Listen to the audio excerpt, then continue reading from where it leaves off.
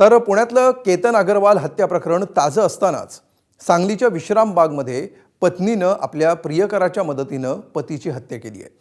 आनंद Hanumant Sergey असं हत्या करण्यात आलेल्या पतीचं नाव आहे। त्याच्या पत्नीनं झोपेतच त्याची गळा ओळून हत्या केली। त्यानंतर तिनं त्याला रुग्णालयात देखील दाखल केलं, मात्र रुग्णालयात पोहोचण्यापूर्वीच त्याचा मृत्यू झाल्याचं डॉक्टरांनी घोषित केलं। मृतदेहाच्या गळ्यावर ओरखडे दिसल्यामुळे पोलिसांना संशय आला आणि तपासाची चक्र फिरवली असता पत्नी आणि तिच्या 23 वर्षांच्या प्रियकरानं हत्या केल्याचं उघड झालं। गुरुवारी पहाटे पती-पत्नीमध्ये किरकोळ वाद झाला।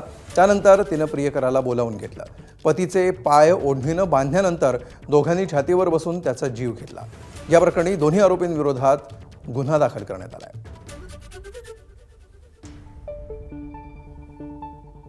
आनंद हनुमंत सरजे वय वर्ष 28 यास उपचारासाठी दाखल करण्यात सिव्हिल हॉस्पिटल येथे उपचारासाठी दाखल करण्यात आले होते। तेथे वैद्यकीय अधिकाऱ्यांनी तपासून त्यास दाखलपूर्व मयत असल्याचे घोषित केले। तपास केला, चौकशी केली, तिच्या प्रियकरासमवेत त्याचा खून केला असल्याचे सांगितलेलं आहे।